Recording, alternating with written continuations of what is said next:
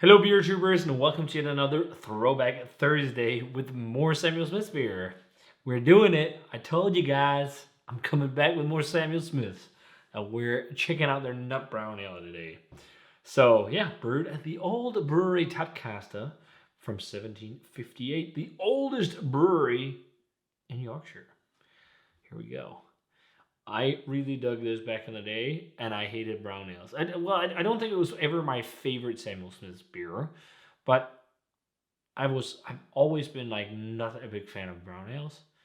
Um, I don't know, unless they've been like imperialized or with coffee or like whatever. I've liked them, but for some reason I never really got into them. But it's a style I kind of want to like, but it's something you never see around either anymore. Like whenever people do them, it's often like a hobby American interpretation. It's rare we see something really classic, and that's why one of the reasons why I also wanted to revisit this, because if I liked something like the India Ale as much, and the Teddy Porter as much as this, or as if I would like this as much as those, I'd probably really dig this. But what's interesting, I never knew that there was a big difference between brown ale brewed in the north of England and in the south of England. In the north, they were more dry. In the south, they were more sweet. That's new info to me. But this is from the north. It's from Yorkshire, and so it should be a drier one. It's 5%, and this has got a little bit of info. It's pretty much the same as the Teddy Porter, but we've got some info that says that best barley malt, yeast, and aromatic hops fermented in stone Yorkshire squares to create a relatively dry ale. Oh, there we go. With a rich nutty color and palate of beech nuts, almonds, and walnuts. And they got a lot of food pairings on there. There's a picture of the Yorkshire Square. I mean, that's one of the things. Samuel Smith is not trendy and modern looking in any way, shape, or form. This is how they've looked for the last 20 some years, at least, to my knowledge, ever since I got into beer. And this is one of those things like, please don't change, because this is the time pocket. And I really think that's cool. Like, they shouldn't try and get contemporary and modern like a lot of like classic British breweries that sold out. Just if you have a look at some of the labels and the styles and a lot of the Wells and Youngs, which are now just branded as different things. I think there's only a few things branded as Youngs, not a lot branded as Wells anymore. But they've really tried to make it look modern. And this might look like a grandpa's trick, but I fucking love it. It's so historic in its own right. So 5% English brown ale. It's a style that some people love. It's a style I think a lot of people who get into beer, at least when they got into beer a few years ago, they really dig. I remember Newcastle brown ale being all the rage. You can still get it in cans. It's a weird watered down version of what it once was. And I remember at one point they were doing a few different variations, and I think it was before the big buyout by Heineken that bought out Newcastle. So yeah, nowadays when you have that, it's just like weird brown beer that's like whatever. But I'm really looking forward to this. It's gonna be interesting to see if I'm gonna dig this or gonna be like, yeah, I'm just not a big fan of brown ales. But let's check out this also English brown ale, Northern English. Pours a very nice crystal clear nut brown color. It's like a mahogany or chestnutty brown. It's got some slight reddish hues in it. It looks really nice. Head is slightly tan, beige looking. I think often also with brown ales they use brown malt, which is also a very classic British malt. I'm not sure if that's in here. I'd imagine, because I think most brown ales have brown malt. But let's check out the aroma on this. So I poured a lot in. It's like almost like getting a pint in the UK with like almost to the well, actually this is too little. It has to be to the rim on some classic pubs, and then just like next to no head. But it's really hard to smell because of that.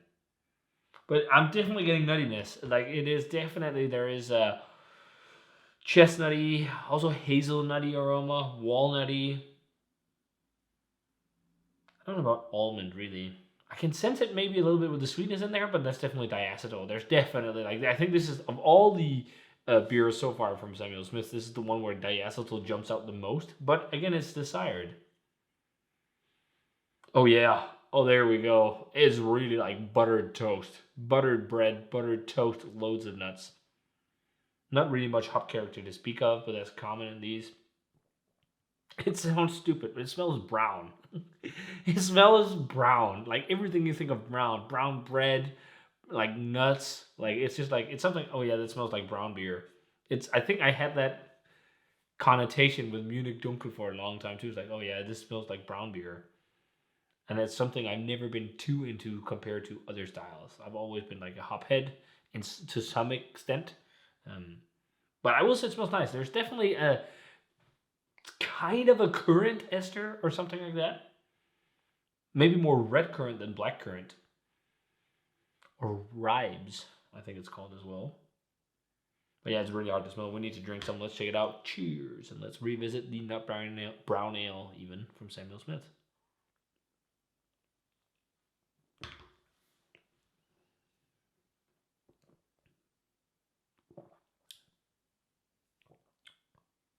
I will say I like it more than, I thought.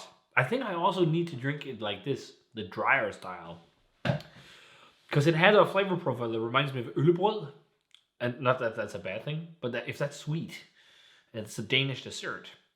And that would be really cloying. It's literally porridge made from Danish rye bread and beer and brown sugar. I think there's some fennel in it too, maybe. There's some spice thing in it. And then you just basically boil it into a porridge, this old rye bread, and you serve it. And then you have cream on top, or you have like sour cream on top. And maybe a touch more sugar sprinkle on top. That's it. It has notes of that, but if it was sweet, it would have like, it would be total øllebrød. It's not my favorite dish of all time. I don't hate it, but it's just, I don't know, it's not something I find like really awesome in a beer. But it just has tiny notes of it. But I much prefer the flavor than I thought I would. It's got a really nice ester profile. It's like really like, almost like jammy currants. Currant jam, even. But like some kind of mixed currant, mixed berry jam. Something like that. That's funny with like a lot of those English classics. There's like a lot of like jamminess from yeast, like sweet fruity ester.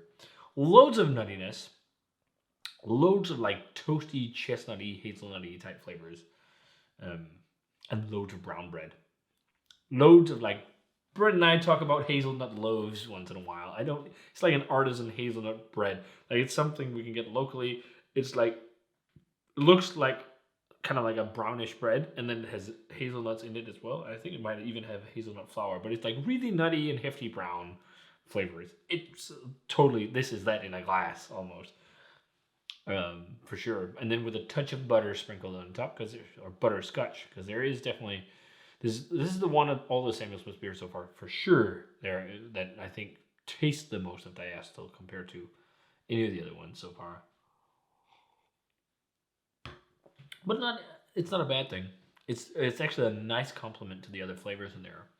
There is a little bit of a nestly, peppery, hoppy spice, but it's super light. But it's just like a kiss. For 5% beer, also really nice and velvety, soft mouthfeel. It dries out really nicely. It leaves you with a nice dry finish, also a touch of bitterness. It almost has a little bit of a flavor reminiscent of Vidøl, which is like Malzbier in German. It's similar to that. It's like in Denmark, it was historically a beer style, but then was morphed into something else. Blah, blah, blah. Low strength, around 1% beer style. That's sweetened, and we usually have it around Christmas. But there's definitely something that reminds me of Vidøl. There's something that reminds me of brown bread. There's something that reminds me of øllebrød, rye bread porridge, and then there's a bit of that like red fruit jam, ribes jam, and then like dry, nutty, peppery flavors too. It is really nice. It is actually really nice. Like it sounds a bit like I'm on the fence, but I'm actually really enjoying drinking it, and I want to drink it. I want to drink it.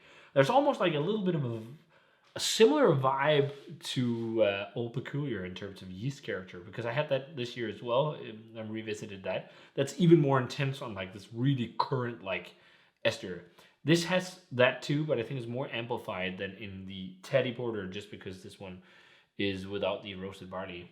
So that's probably the main reason why. Then it shines a bit more. It's just like for a 5% beer, it's quite full. It's quite velvety. It's soft. It's just really nice and drinking. I'm gonna go straight 90. I'm liking it. I gave it an 85, 3.5. I'm liking this a lot. I want to finish the entire thing, and I would definitely have another. Then you at least need to go 90. It's also when the flavors are this nice for 5% beer, and you get a lot of impact. I love that. It's nowadays beers that are lower strength with lots of flavor is awesome, and it's really nice when brewers can pack in so much flavor to a 5% beer. It requires skill. Also with the balance and everything, it requires skill.